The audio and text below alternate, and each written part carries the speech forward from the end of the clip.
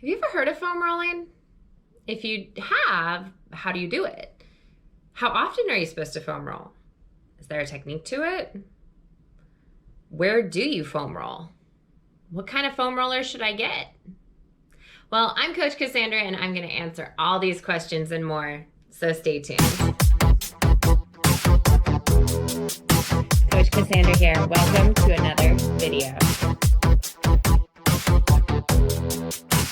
First off, what is foam rolling and why do you do it?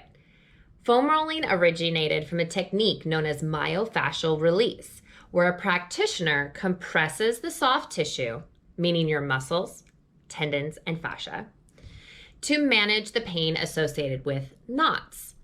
Foam rolling is also known as self-myofascial release, in that you're performing the same action, but doing it yourself with the assistance of a foam roller, kind of like a massage. Exercise, poor posture, and bad movement patterns can lead to microtrauma in the muscles and fascia. Well, what is fascia? Why do I care? It's kind of like the outer layer of a sausage. It wraps around your muscle fibers and cells, and then it wraps around bundles of muscle fibers, and lastly, it wraps around the entire muscle. Now, the repair process isn't perfect and can lead to knots. You want the muscle fibers and fascia to be nice and smooth. Foam rolling smooths out those knots, which can make you feel a lot better.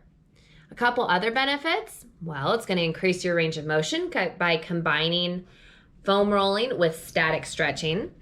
One study even suggested that foam rolling can help reduce the appearance of cellulite, since it smooths out fascia. Another study suggests that it can help ease fibromyalgia pain, and it can help you relax.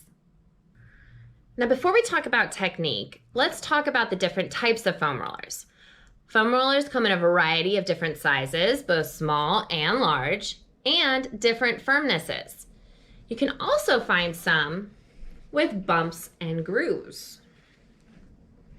If you are just starting out, start with a softer foam roller and build up to a firmer one. If the firm roller isn't getting the results you want, try one out with the trigger points or grooves. Just be careful, as those can cause quite a bit of bruising if you use them incorrectly.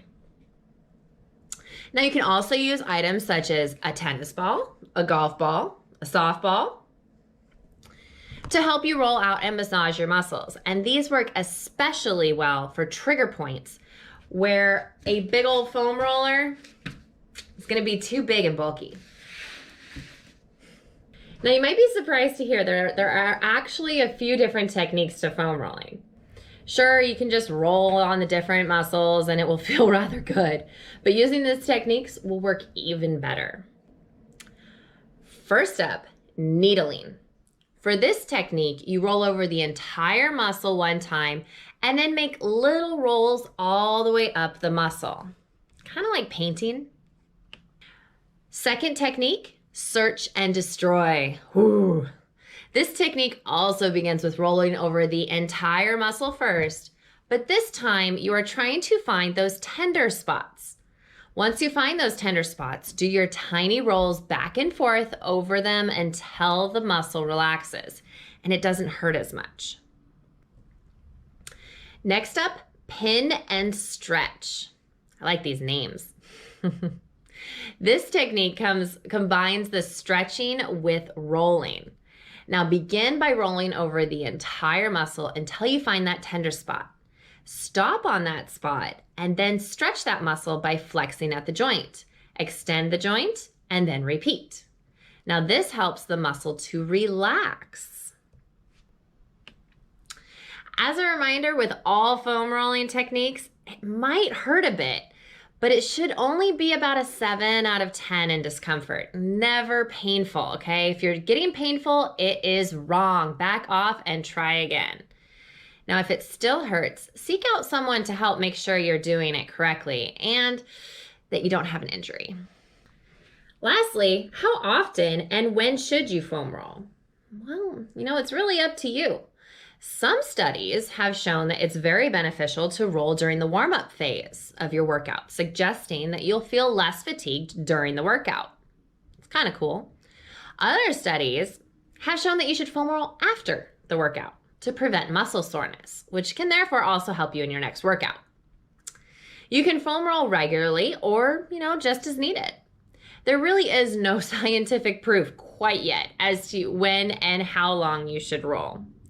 However, be mindful of how long you foam roll on a specific area. You don't want to damage the muscle and be too sore the next day.